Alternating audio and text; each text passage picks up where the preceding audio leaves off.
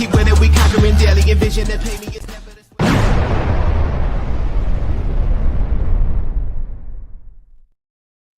Welcome in, everybody. It is another beautiful Tuesday night here on Divots and Pivots on That Sports Podcast Network. I am Andrew LeDuc, a.k.a. Mr. Mallard. And to my right, as always, Bud Copeland, the Chief of Morale, joining me as we get ready to talk the Memorial this week. Another big tournament in this beautiful stretch of golf. As always, Divots and Pivots brought to you by Acorn Hills. Get on over to acornhillscode.com. Use discount code TBFY15 for your 15% discount over there.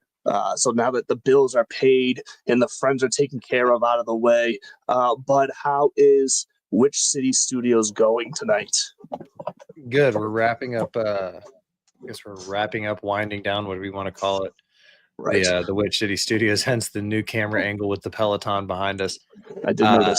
Yeah, well, the rest of the studio right now is barren walls with like patches everywhere. So, but I texted you earlier today. Yes, you did. There's so much going on in the world of golf right now, and It's amazing. And honestly, I want to get out. I want to get out of the way. Budweiser is having a resurrection. Everywhere I turn, people are fucking drinking Bud Heavies again. I love it. That was my go-to in college. Bud Diesel is just, it's a classic. I think I had some sort of like love affair with the image of it. You know, Sure. it's Bud Heavy, Budweiser. You know, real men The drink king of that shit. beers. Yeah. And I gained 50 pounds my freshman year. Oh, Because 100%. Live Golf is done. Yeah, Live Golf is done for sure. We called it, God knows how long ago. I just don't think it has the juice to sustain what's about to happen to its talent pool. So if anybody doesn't know what we're talking about, it's not just our ritualistic couple of minutes of shitting all over Live Golf. There was actually an announcement that was kind of, I would say this is the first time they've broken news in a while, you know, told us something that we weren't already, you know, having a hunch about, but it did finally answer the question, what's coming next once these contracts, this first wave of talent that they bought, the $1 billion or $1.5 billion or whatever it was they put into buying that initial wave of talent. We're going to find out what that got them, because the next wave of contracts, Bryson, DJ, Brooksy, all those contracts are coming to an end after this year. I think John Rahm's the only one that is currently slated to continue. But even people are going, come on, look what the college football playoff has done. You can break contracts left and right. This is America. So they're looking at that and they're saying no more guaranteed upfront money. So basically no signing bonuses to come to Live. Their purses will probably remain. I could imagine that's going to be the whole allure. Do you want to come and try to play for big purses, which with limited field size, it is going to be a Live Golf. And the most immediate person to come to mind. I texted you about this guy too. So right there it is. We called it, you know, Live is dead because there is no juice behind. I heard this from somebody on this, one of the podcasts, one of the insiders, and then Danny Rapp was talking about it. There's just no interest in a deal anymore. There's no reason. And I think it's because not both parties, you know, to make a good deal, both parties need to want a deal. Oh, Jesus, tip off is about to start.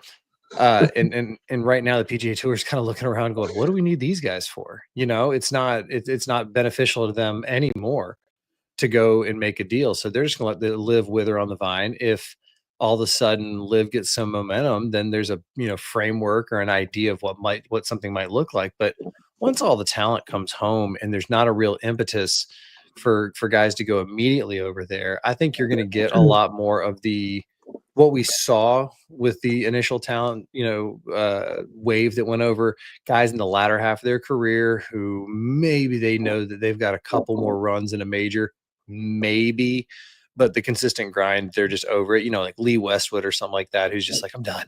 You know, maybe it's time for me to just hang it up, you know, after a long time. I don't know why Lee Westwood came to my mind, because really who I was thinking of was Lucas Glover and his most recent.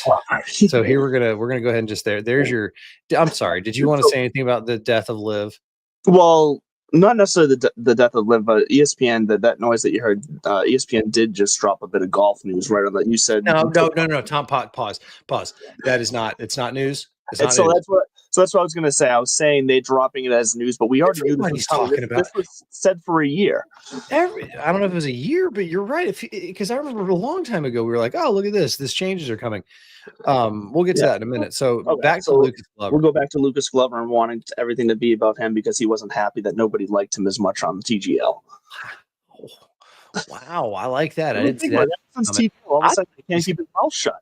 thought he was just going to be pissed off about being passed over for the Ryder Cup, and then that run. Now it's kind of like you said, it's a TGL, and now he's a little loose and feels like everybody needs his opinion because he comes out and if you didn't hear about this, so backing it up 3 steps, the PGA Championship won by none other than Scotty Scheffler.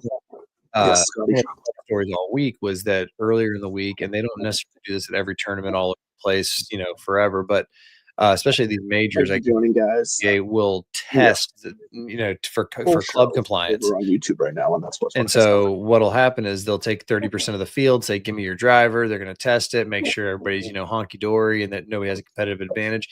And it's no big deal for these guys to be like, "Oh, they hit them thousands of times." So it's no big deal for somebody to get their driver just pulled out of circulation because they're like, Right. the rumors were floating around. Rory, maybe did he, because his is one I think that had to get removed. And did he win the Masters with an illegal driver? And then it comes up with Scotty, and Scotty's like, "Yeah, no, mine was one. Yeah, it happens all the time. No big deal." He's like, "I'm shocked we don't test more." And for me, that was kind of the big story right there was, and I agree with him. Like, if the technology is that easy and these guys are there for 2, 3, sometimes 4 days before a tournament starts, have them test it and mark it, make sure it's their gamer, because here comes Lucas Glover going, nobody really gives them their driver anyways. They all give them a backup. I mean, I hate to be the one to say it. You don't hate the one to say it. You love to say it. You just couldn't sit there and maybe internally fix the problem. There's a little juice. So I don't know. I think he's a little thirsty, and I think that's kind of the recipe for Live. Is there a place? Is there a place where not going to say more is not better, but is there a place where I can maybe leverage my money opportunities better? Because you win the FedEx Cup, you win a major, you've been around as long as he has. I'm sure he's financially secure, for the rest of his life. If So not, is this like his old man retired syndrome right now? He's just letting it fly, no filter anymore. I think so. I think we're seeing that, and I'm kind of here for it. If this is what Live is going to be, almost an alternative PGA Tour champions, then go for it, man. Because I could see that happening too, where it's like, wait a minute, what is Phil and the High Flyers? What are they offering me? And what's the possibility over there? And 10 tournaments in a year, I'm guaranteed to make minimum this, and there's blah blah blah. I could see that, especially with the evolution of YouTube golf and alternative pathways to simply make money. If money is not the primary objective or status, Ian Poulter, perfect example. Like, what else does he have to prove? No, he didn't get a major, but who gives a shit? He's a Ryder Cup legend. He's got a handful of wins under his belt. Right. And that's more than a lot of people are going to say about themselves. So I could see Live existing as an alternative to maybe the PGA Tour champions eventually. See, but we've always kind of said that there could be a place for Live, whether it was some sort of quasi developmental league or, like you said, the Champions League. We always said there could be a format for it, but it was never going to be the way that they built it. That's the problem, and so obviously neither one of us are shocked by what they've said. We knew it was coming. Like I said, I'm more curious now to see what the path back for these guys is back to the PGA Tour when their contracts are up this year, and that's going to be more of the story now, in my opinion. So we'll see how that all shakes out. But yeah, Live is essentially dead as far as being a true challenger to the PGA, even though I think they were dead long ago for that aspect. And I love what you said there right towards the end, a challenge to the PGA, because I gotta save that for me. I was gonna say some Joe shit the ragman, but that's a term of endearment. Some would say honor. Some dipshit. Yes. This has a good cadence to it. Some dipshit was on D-Rap's show, and this was and Dan Rappaport. Good question. He was the one who's kind of like, is the Live stuff dead? And whoever was on his show, they were kind of saying it'll be interesting to see what happens with these contracts, yada, yada, yada. And he goes, but we have to say it was a success. And we're kind of eyebrows raised because no, not from like a money and a revenue standpoint, but from a business and a conversation standpoint, it was. And all I could think was like, what conversation? And then he followed it up with, look, we're here mentioning Live along with all the other major tours. They succeeded. They're one of the tours. And I thought, no. Let's put a plug in that, because let's see what happens when the tour caliber talent is no longer there by gunpoint. When you're not holding a bag of $100 million over their head to come play. Let's see who really wants to go play on that big, competitive professional tour. So pump brakes on the symbolic victories too, because the conversations that it started, I mean, to Tiger's point again, he said it, these have been issues for a while, and sure, Phil and them burnt the house down just so we could say, look, the fire department needs to be better at their job. But now we have to deal with this mess. Well, the mess has been dealt with. The sun is set. Talent's no longer fleeing. Tony Finau didn't go. Victor Hovland didn't go. None of these rumored people who were supposed to be. Greg Norman's unemployed. Not literally. He's just no longer running Live. So the Live experiment's over. We've been calling it for ages. I do think they'll get maybe one more wave of talent. Again, maybe some butthurt Lucas Glovers or something like that, or a Wesley Bryan just because he gets suspended. Like something, it's going to be stuff like that. That is, I mean, it's substantial because of the story, but as far as golfer and stats and all that stuff, it's really not going to matter. Could you imagine this hypothetical? So because they have more duels planned, I saw that there's more duels coming out, and that was another thing. Or July, something, I forget. That's how much I care. The bigger thing that I was noticing is somebody was like, Wesley Bryan's PGA Tour suspension is still being dealt with. How's that going to affect? I'm like, it's just like the other players, and if I'm him, I mean, I don't give a shit anymore about the PGA Tour. I'm not going to be. We saw this with Ben Griffin, and here's our pivot back to it. If you're going to win on the PGA Tour, you have got to be all in. I mean, you got to sprinkle some luck, some timing, some weather, all sorts of shit on top of it. But you have got to be all in, laser focused as far as where your heart and your passion is.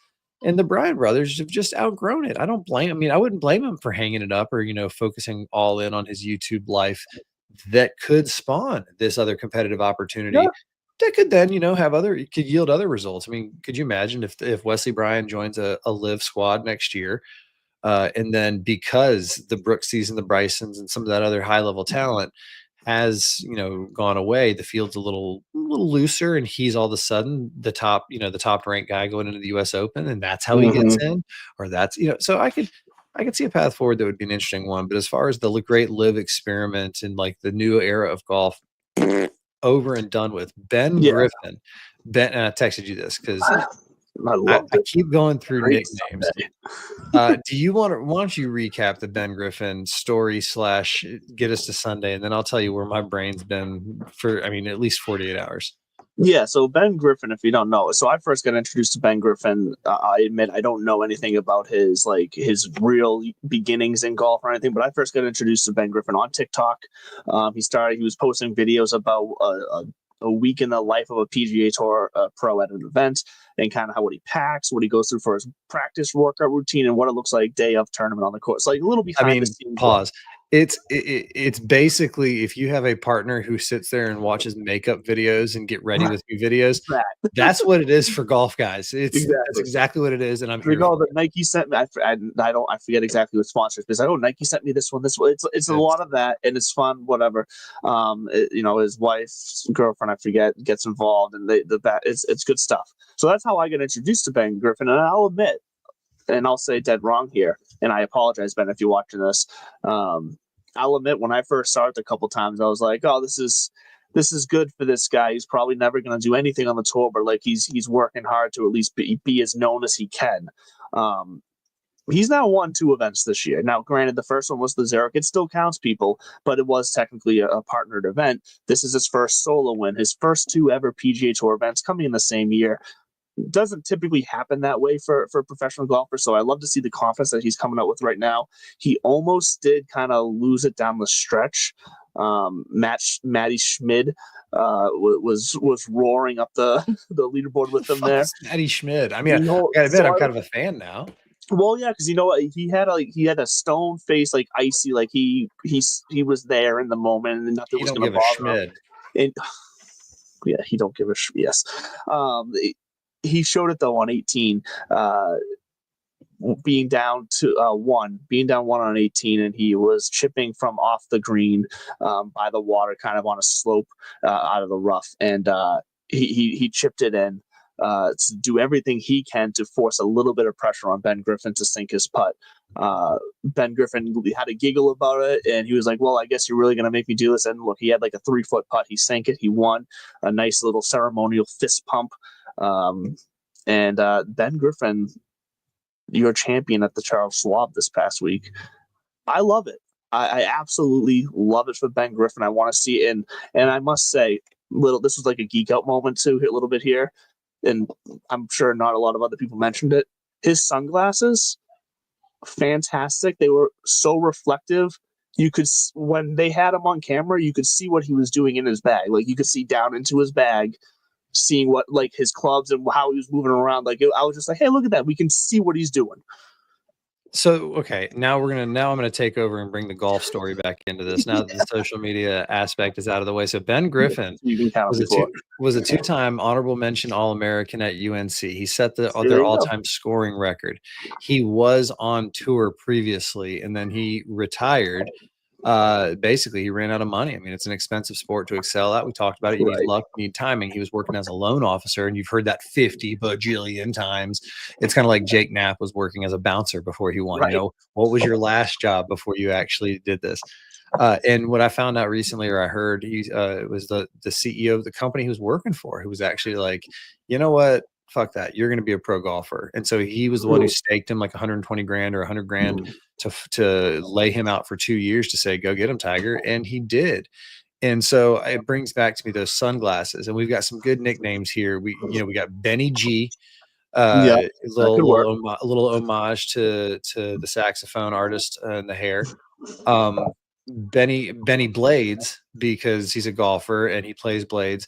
Although really fucking interesting, he's the only pro golfer playing or tour golfer playing a max fly ball. We talked about that when he won the Zurich. That was kind of a headline. Still the same thing. Still the same ball. Give it 2.5. You're gonna see some college golfers who just want to be different coming out and be like, I signed with Max Fly. And as you said, that niche type of like representation is also a thing right now. You know, we're gonna see more. Don't think someone like Grant Horvat is the end of the line of signing with a brand like Tacoma.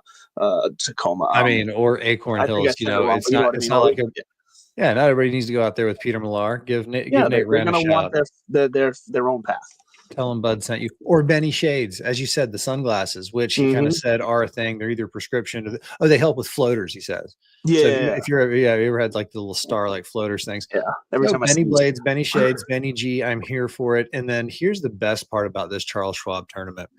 And this is one of those things. They know exactly what they're doing, but they get a car. You know, some of these tournaments do this. Usually it's like, the Mercedes-Benz Open and they get the new E-Class or whatever the fuck it is.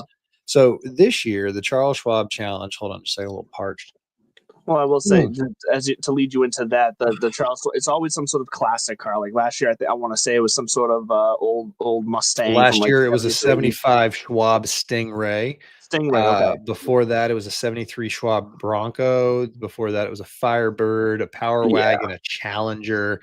This year, homeboy's going home in a 1992 Defender, which looks cool. Fucking sick. Looks like he was about to go on safari. Well, I mean, that's what they're made for. By the way, that's if you've ever seen a safari video, those are probably Defenders they're driving around. Yep, I would say so. And he gets the plaid jacket. So, and it's a cool tournament. The Charles Schwab, we're kind of tongue in cheek in here. And really, what started this whole thing was. Welcome in, John. Danny Rapp was saying, is there on YouTube right now? Is there a problem with the PGA Tour and these non-signature events and lacking juice and all sorts of stuff? And all I can think to myself was, yes and no. It depends on what your level of expectation are. If you're coming off the PGA Championship expecting a back-to-back championship, major championship experience, it's just not going to happen. Right. If you're looking for the best competitive golf that's on the market in that moment, that's what you're going to get. And then you're going to get stories like Ben Griffin. Thank God for Ben Griffin, because I don't know, we'd have to dig deep on Matty Schmid. No disrespect to Matty Schmid, But that leads me to my next question. Benny Griffin, where is he on? I should have done my research. Jamie, pull up the current He's fifth in the Ryder Cup. So Ryder Cup. He's fifth in FedEx Cup rankings. About the FedEx Cup? I know. I'm just trying to. That's what I had on the top of my head. I'm trying to fill space, and you're wasting your time critiquing me instead of just looking it up. Well, that's what I'm here for. But yeah, Ben Griffin fifth in FedEx Cup standing. So with the 2 wins, honestly, he should be. He's got to be close. He's definitely got to be top 15. He jumped 5 spots. He's up to 13. 13. And you look at who's ahead of him. You know, Patrick Cantlay, JJ Spawn, Brian Harmon, Mav McNeely, Andrew Novak, Harris English. And so here are the top 6. Here's who's on the team as it sits.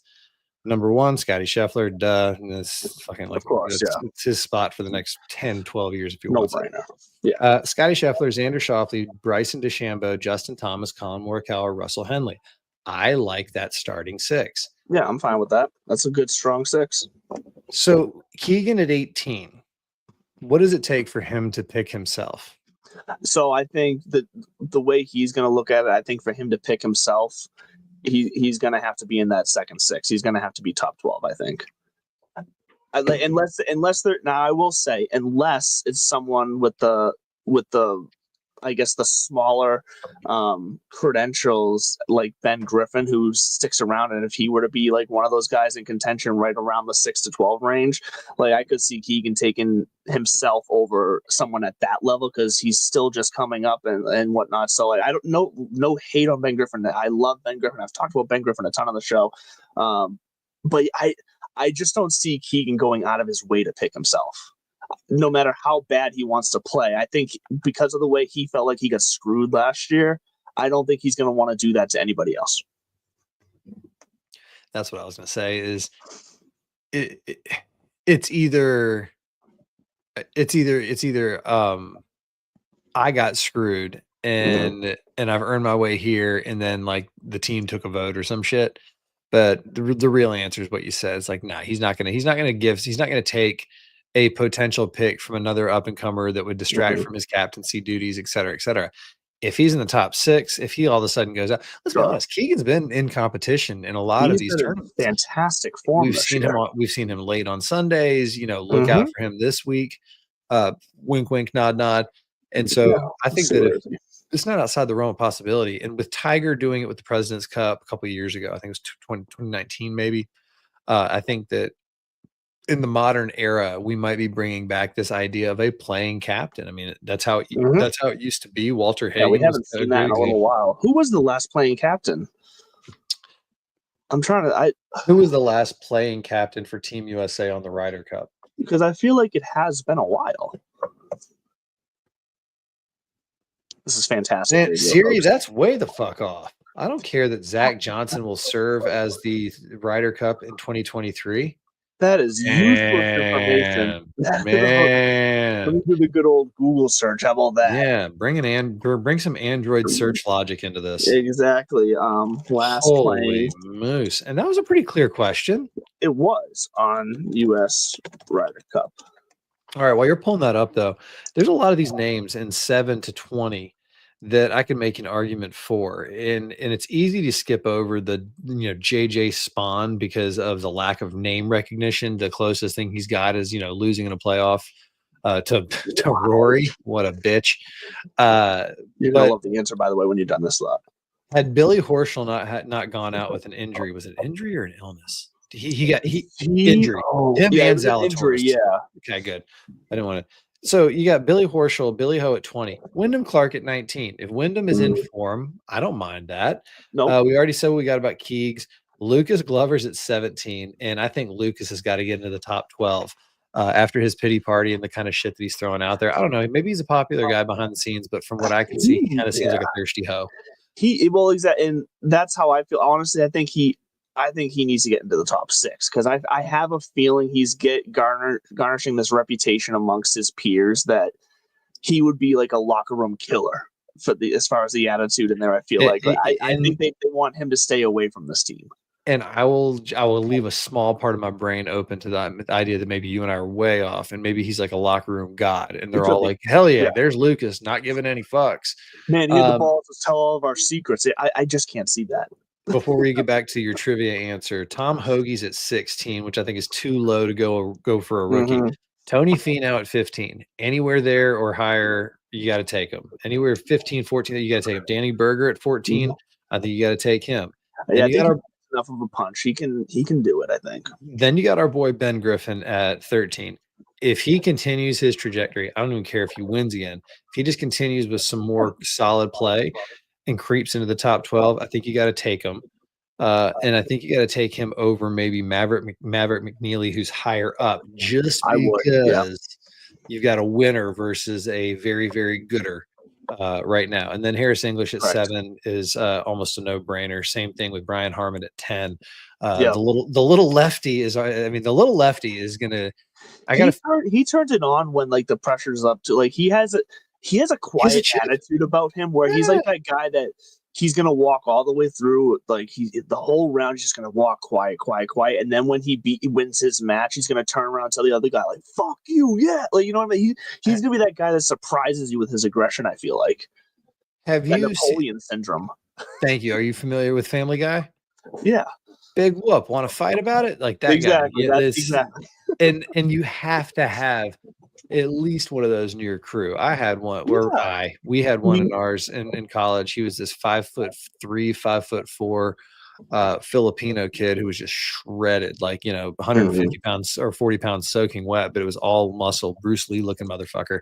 And he would be the quiet one until shit started hitting the fan, and then he would just quietly turn it on and be like, "Excuse me." And I feel like that's the Brian Harmon syndrome. Right. When he's done waggling, real quick before we move on, did you see I'm so sick of waggles? Shout out whatever network they were on, because the production truck, some genius decided to do a side by side or a top and bottom with Brian Harmon approaching a chip or a pitch shot. I think maybe it was even a putt, and then a turtle going from the land into the water.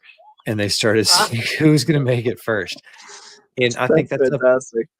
That's up there with, real quick, modern marketing. I saw social media, and whether it was manipulated or not, I don't think it was, because Wendy's social media game, if you don't follow Wendy's on all the platforms, go get them. They are fantastic.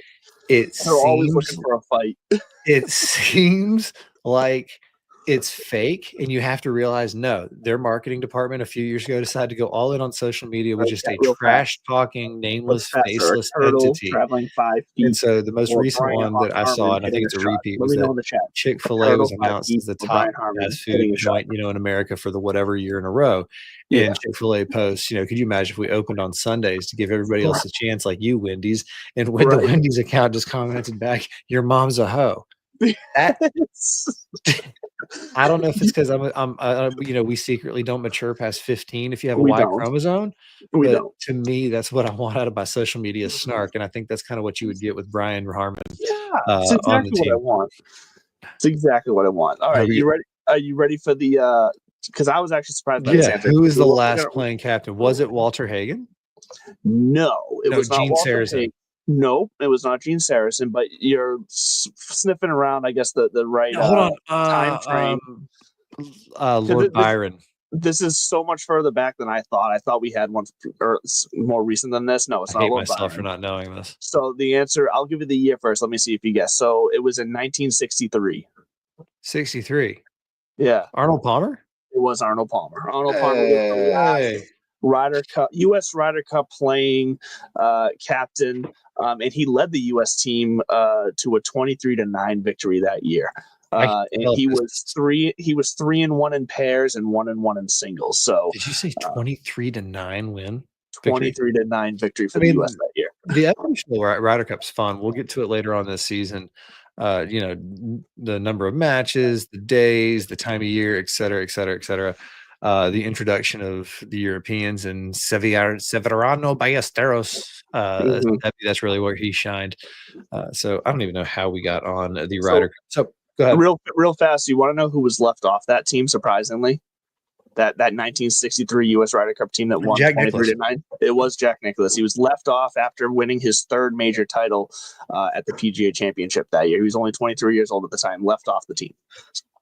Yeah. So if you want to talk about Keegan being upset about being left off the team, I get it, but take a look at that and view it with some perspective, because Jack Nicklaus won a major that year.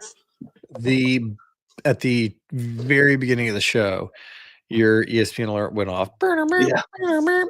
And Yes. and I immediately got pissed off when you called it breaking news, or at least news. I know. And I know you were doing it tongue in cheek. I think partially to trigger me, and I applaud you for that. But here we go again. It's and no disrespect to the people on social media, but it's not that quiet of a week. I guess it must be a quiet week because we'll get into the Rory and Jack kind of exchange or whatever. That's stupid. But here we go. Starting strokes are officially gone for the Tour Championship. I think what it was is you and I were paying attention when this was announced that this was the likelihood, or this was what was on the table. Because it was announced in like a memo and a newsletter or whatever it was. Like, it wasn't mainstream media. It was a press release that I think this is on the Right. table, and today was the official announcement or whatever from the like the official every year update.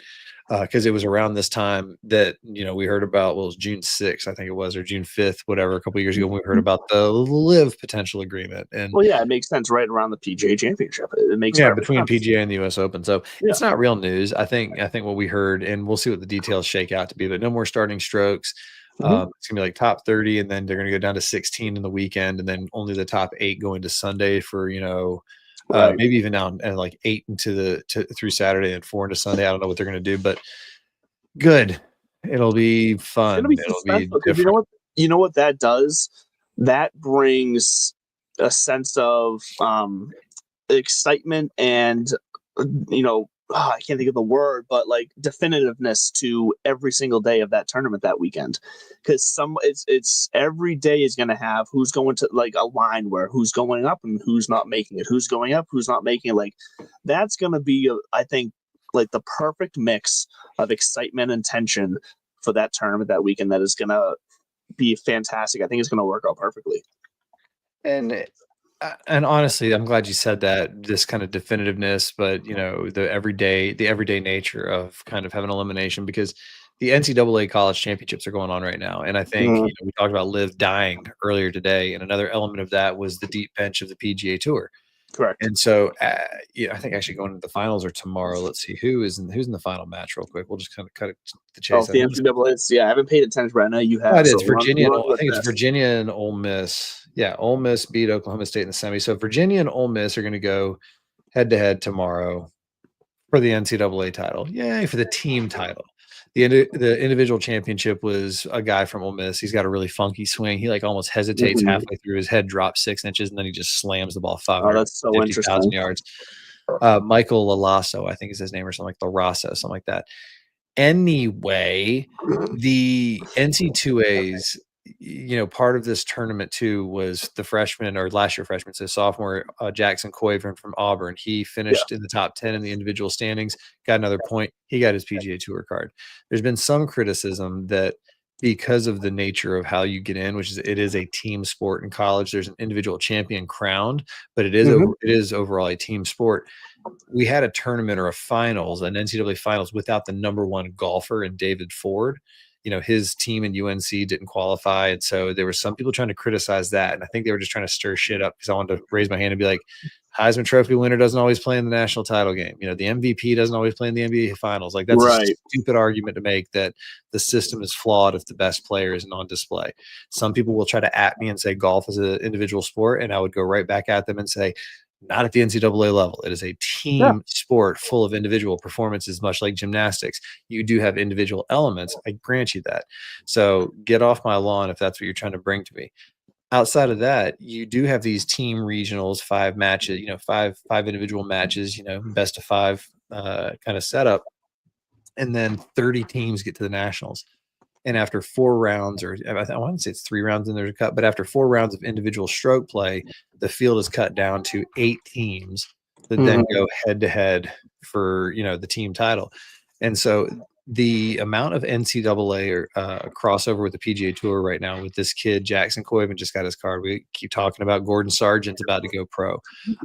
Dave, the aforementioned David Ford, I believe he's going to make James and Rob, his professional debut in Canada. If you want to watch the full show right now, this is just later on this season. So figure out TikTok Live, but get over. Not only did Liv screw the pooch on Network or so many other things, but they underestimated the value of the NCAA as a feeder now for the PGA Tour.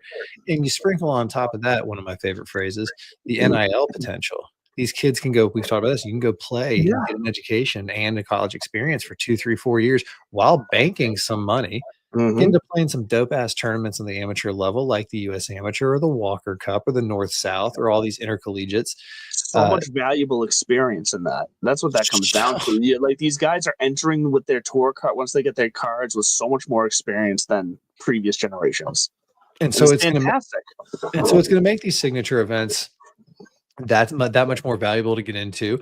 I think the PGA Tour's vision, while not executed or step by step being perfect, but nothing ever is. You look at the position they're in now, 3 years after the disruption or 4 years after the disruption, and they're sitting pretty, and they've got a deep bench, and they've got a lot of opportunity. I think as aside from the PGA Tour, us Americans need to be worried because I do look across the pond and I see the European Ryder Cup team, and it kind of makes me shake in my boots. I know we were just going down our guys and how we love this and a bulldog that. It's going to be a fun weekend at Bethpage. It's gonna be some fun. It's gonna be a nervous weekend at Bethpage. But that's what I want. I want that. That's golf is so much better when you're on the edge of your seat. Like I love it. Love it. I'm there for it. Fair. Real fast as we talk about the next generation of golf, because I had to check because I did notice this on Thursday. Blades Brown did get a special invite to the Charles Schwab this past weekend. He did go out on round 1 and shoot a 2 under 68. That's what I noticed. So I checked to see if he made the cut. Actually, he did not, because unfortunately he shot a 5 over round 2, and I think the cut line was 1 over, so he was 3 over total. But every time Blades Brown gets an invite to one of these tournaments, he shows up to where if he doesn't make the cut, he's like near the cut line. Like Blades Brown is a name that needs to keep coming out of our mouths in the future because he's not going anywhere. And his path to the tour is going to be, I think, a path that is going to be open to so many more players going forward, and I'm excited to watch it come to fruition. This sponsor exemption is actually not a sponsor exemption. It's Charles Schwab does something cool where the past champions vote on 2 players who didn't get in. We've featured this before, and this year was Blades Brown, and the other one was Neil Shipley. Built by Waffle House. Neil Shipley was the other one to get in the field. I'm going to quickly check how he did while you talk too, because I'm curious. I didn't see how he did. No, it's fine, because Blades Brown and Neil Shipley, both guys who barring, not going to say a miracle, they'll most likely end up full-time on the Corn Ferry Tour next year. But the Corn Ferry Tour is going to be a crowded place because all these guys are getting their tour card coming out of college. That's great. You get it. Maintaining it's a whole other beast. Yeah. And especially with the new requirements. All these guys that we're featuring, Jackson Coyven, Mike, whoever the hell from Ole Miss, Luke Clanton from Florida State, who they got bounced before getting into the finals. They all have teammates who many of whom are incredibly, like the next one up at Auburn's Brendan Valdez, he's almost there. He's like a point or 2 away. So all these guys have teammates who are professional caliber, and a lot of them are going to end up on the Corn Ferry Tour. So this just glut of talent is going to produce more and more good stories and talented golfers, et cetera, ad nauseum, ad infinitum. But yeah, that was the whole point of introducing that, is that Live is dead. NCAAs is kind of like the new future. And I think that if Live has any life in it, it's going to be in this social media collaboration world. And who knows, maybe the YouTubers have found their home. Maybe the PGA Tour is like, we don't necessarily need this. Like the Creator Classic at TPC Sawgrass was dope as shit. Because you can almost do anything in those last 8 holes, and it's going to be magnificent. It's a great stadium, pun intended, for golf. But it lacked a little bit of juice, I'd say, at the Philly Cricket Club. And maybe the PGA Tour is just like, that's not our game. That leave that alone. Let the duels happen. Let the social media crossover be over there. We're just going to stick to the golf excellence and our pro-ams. But then again, maybe that's what's going to take the place of the pro-am. I just had this thought. This is probably way too out there to actually exist. But wouldn't it be Have you fun? seen the show? No, this is fair. Wouldn't it be fun if PGA somehow partnered, like really leaned into the YouTube world, like we expect them to do eventually, but they partnered with one of like a Bryson DeChambeau or like one of these pros that have gone that route instead, and made it to where, call it playing for pinks, so to say, where if one of these guys on the fringe of their tour card goes out there and beats Bryson, say in a round of 18, they get their card. Yikes. Like wouldn't that just like it's have like final bosses for Q School? Yeah, but like that would make for some entertainment if you ask me. Like I think that would be a ton of fun to watch. Is it practical and would it ever happen? No, absolutely not. It's a crazy idea, but I would watch that. Oh God, I'd watch a lot of things. Well, I don't want to know what you'd watch. Delete your browser history, folks. Too much silence there after that statement.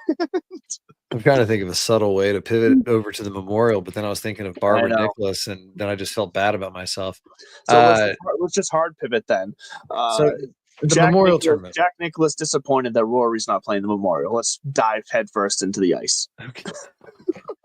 I'm sorry. Listen, you know, first of all, I had a feel this was going to annoy you. What pisses me, what annoys me about this is it's like, if you know anything about this, the two of them are incredibly close. Right. And Jack's disappointment. By the way, I didn't see his comments. I've been scrolling past him on social media because that's how little I care. Yeah. Because I doubt that Jack's going to go out there and trash Rory. So the hay that people want to make out of it is most likely taking that statement. Of course, I'm disappointed that Rory's not playing. Oh, and he probably didn't call him ahead of time. Jack and Rory, Rory plays out of the Bears Club down in Florida. I mean, he's a member of like 14 or 15 or 20 clubs around the world. There's a great clip of him counting them.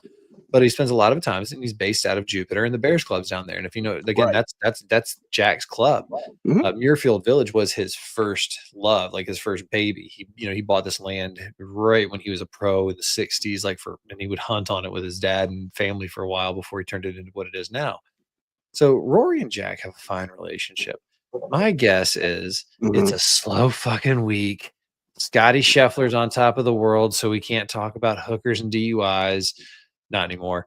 And so what do we do? Oh, Rory's not here. Did he tell you he wasn't coming? No. Are you disappointed he's not here? Of course.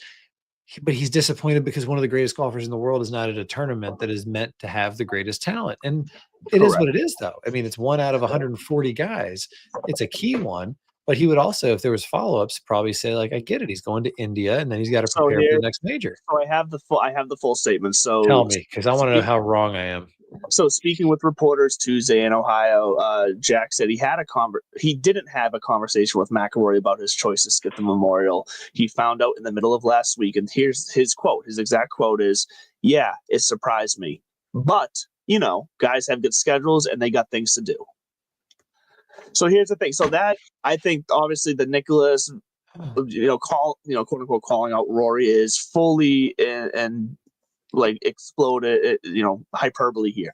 My question to you though is, sure, have we seen too little of Rory since winning the Masters? No, because we've only seen him in one tournament since winning the Masters. In comparison to Scheffler last year, and I know Scheffler had his own views on it and everything, but is one after the Masters too little for, I guess, the weight that you carry as the Masters champion? I want you to get used to this new reality where Rory's going to play 14 to 18 events a year like the Tiger of old. He's on scholarship from here on out. Sure. He is going. I'm shocked that he's missing the Memorial just because that's like a player favorite. It's Jack. Yeah. It's almost like, tipping your cap. If he didn't have such a great relationship personally and he was still at this level and that kind of, I think it'd look a little different. But like Jack said, he's a busy guy and he's got things to do. Yeah, I think we're going to see. So he's going to India, and it's going to be like the first time he's ever played in India. And I think that's a paid appearance, kind of like Tiger used to get these all the time in Southeast Asia, explode the game. Yeah, trying to boost some other things for the world of golf. So no, and quite frankly, I don't want Rory every week. I think if we get major fields every week, then majors are watered down. And with Liv coming to an end, and the 3 or 4 guys who are kind of needle movers over there, come back home, or decide to just not play any tour golf. And I could see some of these guys being like, all right, I've got an exemption for 2 more years into these 3 majors and in a lifetime into this one. Fuck it. I'll just play in the qualifiers and the opens. I'll play it like DJ. DJ could literally be thinking to himself, you know what? Yeah. I'm going to play in the Masters the rest of my life. If the PGA ever wants to invite me, I'll take it. Otherwise, if I get a wild hair in my ass, I'll go play in a qualifier. Yeah, it's very clear he does not give a fuck anymore. The cool thing about golf is I think because these seasons, because they just kind of, I know we joke the off season's long, but there's this lack of finality after the FedEx Cup, the way that there is after the NBA Finals. I see Jordan with the cigar in the locker room sitting there, or Kobe with the trophy, just sitting there, and you can tell that they're just emotionally spent. They're going to shut it down for 6 months, or we might never see them again. With a sport like golf, you're always going to see them again. It's just a matter of where and when. And so we're having a tough time adjusting to a lot of these names that we're so used to being staples, and instead going, wait a minute, is Ben Griffin like the new Lee Westwood? And that's a second Lee Westwood drop, Yeah. And I don't mean that as a direct comparison, but I'm just saying like, oh wait, is Akshay the new Phil? Like we have a crafty lefty. We've had these moments and these errors before that they last for however long they last, and then whatever. It happens. It's just a changing of the guard. That's what's happening right now. Blades Brown. It happens more in golf than it does in most other sports, and it's more noticeable in golf than it is in most other sports. Because the talent pool is going to get deeper and broader at the same time. Yes. But the number of people, but they're only going to have 70 people in a signature event. The Masters is only going to invite, whatever they do, 80, 90 people. The PGA maxes out at 156, or the US Open. So it's an exciting time to be a golf fan. And I think going into a week like the Memorial, where Jack does mean so much to the game. And, we're just coming off of, the Byron Nelson a couple weeks ago, who back in the day, this was the same thing, oh my God, you have to play in the Byron Nelson. You have to go honor Byron Nelson. The genesis is going to be that for your kids and my kids. They're going to be like, what is this tournament? And it's like, you have to go play in Tiger's tournament. And then there's going to be some of the the real true purists who still hold the Memorial in that regard. But for now, the milkshake still brings all the boys to the yard. And that's the reference, because I guess the big thing at Muirfield Village is milkshakes. They all have milkshakes. And all right, milkshakes it is in Deerfield Village. Here's the thing. Oh, sorry. I said Deerfield. Sorry, that's a town close to here too. So, or whatever.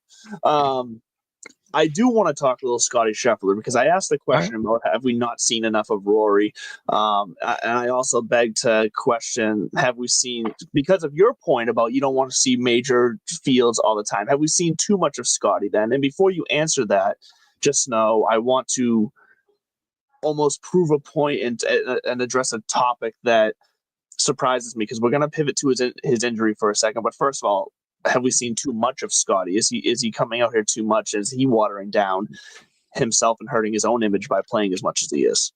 No, because we're about to leave Texas. So that's the thing. We have been on the Texas swing, and that's his place. Yeah. That's the thing. And if you saw the Charles Schwab this weekend, you saw there was a moment where he possibly got injured. He had a pretty wicked slip of his ankle. It looked to almost snapping away, just a really bad twist. So because we have resources here as part of that Sports Podcast Network, I reached out to the network's injury expert, Brian Scott, host of the Injured List podcast. And I sent him the video clip of it, and I said, what did you see here? Do you see anything that's concerning, or is this just a regular twist of the ankle? His answer surprised me. And he said he's seen reports that also confirm his suspicions. So my first point here is that he says he thinks it was more of a back injury than an ankle injury, which surprised me, because when you see that video, that ankle looks like it's about to snap in half.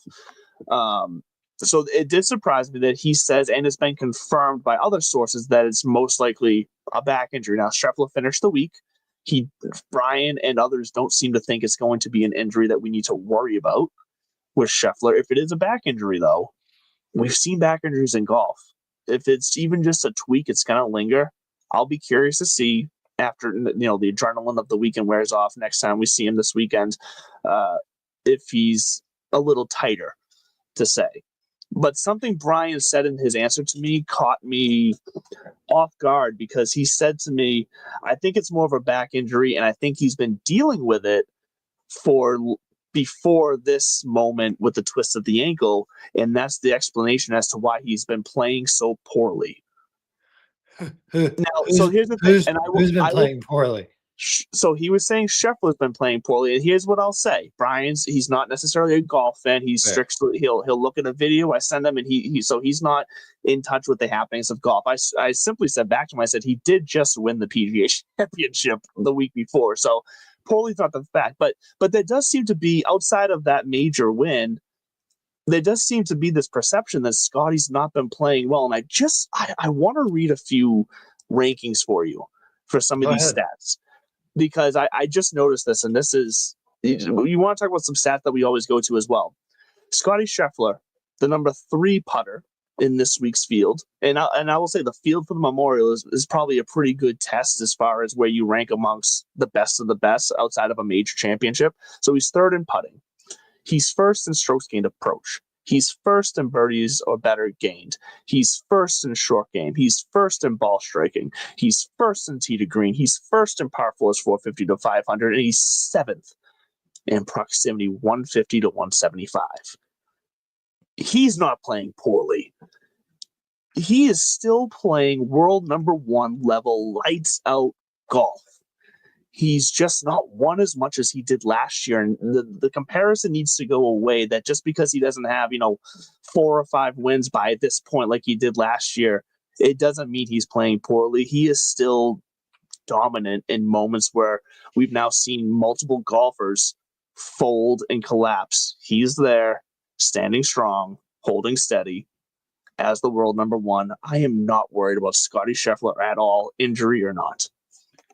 And just to put a bow on that stake that you drove through the heart of whatever vampire was vexing you over this, I raised my brow too, because I'm like, yeah, I've heard this too. Anybody trying to stir up, I think it really is just a slow time in golf, because here's Scotty Scheffler's year so far. Which is crazy to me. It's not a slow time in golf. Let's be honest. Pebble Beach Pro-Am, because there's a couple things here that you mentioned. Pebble Beach Pro-Am. All right, from starting there, T9, T25 at the Phoenix, T3 at the Genesis, T11 at Arnold Palmer, T20 at the Players, T2 at the Texas Children's Houston Open, 4th at the Masters, T8 at the Heritage, wins the Byron Nelson, wins the PGA, T4 this week. He's fine. He's Scotty Scheffler. He's world number 1. To your point about his back, this would be the perfect time for him to get any kind of injury, because his schedule's about to lighten up. He's got, I don't know if he's playing in the Canadian Open. I think it will pay attention this week, because if he needs to, he's going to withdraw this week, take next week off, and then roll into the U.S. Open, because that's the one that matters.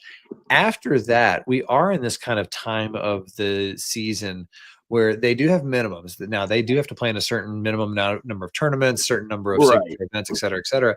But right after the U.S. Open, you got the Travelers here in New England, our signature event, and then is really where he's going to get some rest, because they have to go overseas, and usually a lot of these guys are going to play the Scottish Open right before the Open Championship, so they'll go over a couple weeks early, get acclimated. You're going to see a lot of guys on social media going to Adair Manor, the host of the next Ryder Cup in 2027. Yep. And so if Scotty's hurt, no better time for him to be hurt, because after the Open Championship, he really could just hang it up for another couple of weeks until the FedEx Cup playoffs in August. His position for everything, the playoffs, the Ryder Cup. Just not. I don't think it's concerned. Scotty's not really going anywhere. But I will tell you this: it's somewhere he is not is on my bet slip, and I'll tell you, I've got 3 bets that I'm excited. Ooh, look at that. Cast. We got 3 bets that I'm excited about this week, just because I think the leverage is there and the likelihood is there. And these are not, predictors. I will tell you, who do I think is going to win the Memorial this week?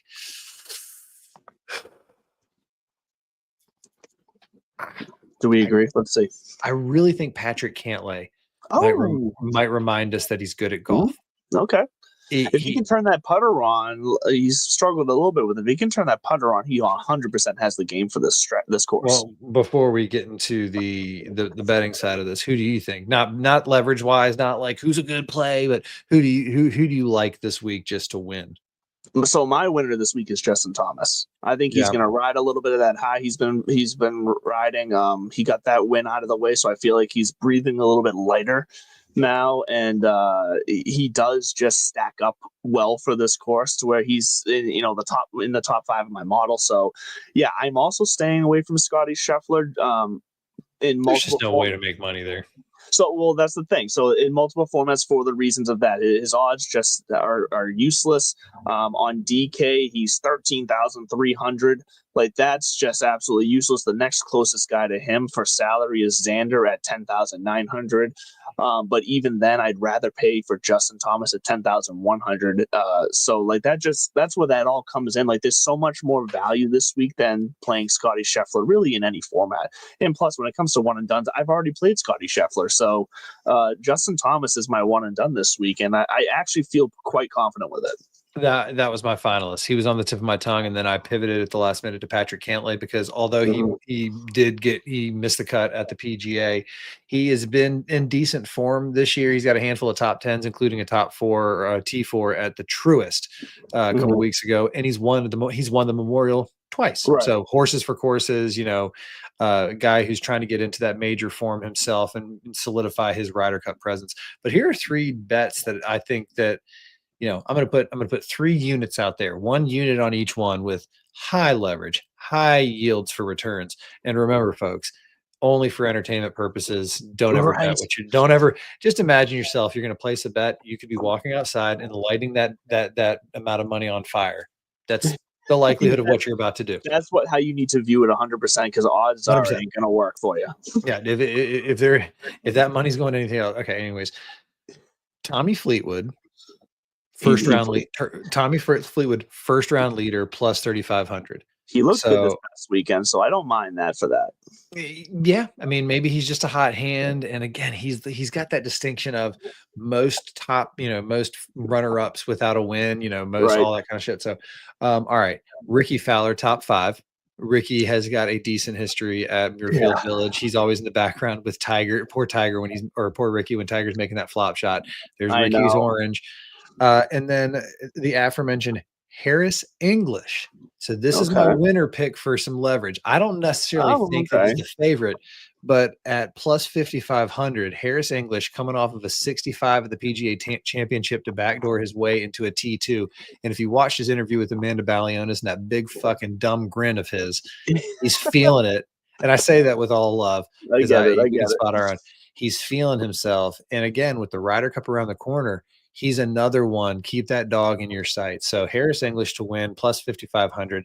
I think that's worth a gander. Yeah, look, I like the Fleetwood and the Fowler play a little bit more than the English play. First round Tommy. Yeah, and you know what? And that was one of my favorite things the other weekend with Keith Mitchell was that he finally led a first round, and he's like a crowd favorite to bet for first round leader, and he finally did it, and that was just a fun storyline for bettors. No, I can get behind that. I honestly haven't fully looked at like any of those outside bets other than Justin Thomas, so that's going to be my play this week when it comes to that. And I think we got ourselves. I think this is going to be a good tournament and a good finish this week. Like this field is lining up with guys. The right guys are in the right form, I should say, is the way this is showing up, because even someone like Max Homa, who's down in the 7,500 range when it comes to DK, or JJ Spawn right there as well, like those 2 guys that are playing well enough right now that they can make some waves. And Akshay Bhatia, so that's the thing from DK. 2 of my biggest values was Akshay. He's only 7,300, and then it was Harris English. Yeah, so that's why I second Harris English. He was my other value at 7,800 as well. So if you want 7,800, yeah. So if what's you want his ownership? I'm sorry. That's so I talked about this the other night on TikTok Live. I went into and I forget, so I'm gonna look it up really fast. The projected ownership. Let's see, because it was who are we asking about again? Harris. He's going to be around 11-12% owned. That's not bad. Akshay around 7-8% owned, which is fantastic value there. Don't sleep on Ryan Fox at 6,500. He rates out well. He's had a good season. He's going to be around 6% owned. Tom Hoagie around 4 or 5% owned at 6,400 as well. So there's definitely value in this tournament for sure. I would stay the guys I'm going to stay away from just because of strictly an ownership and value standpoint. I'm staying away from someone like Siwoo Kim, 8,300, but around 21, 22% ownership. Like that's just. Shelf Siwoo till the U.S. Open. Bring him back out around that. Right. So that's I'm good with that.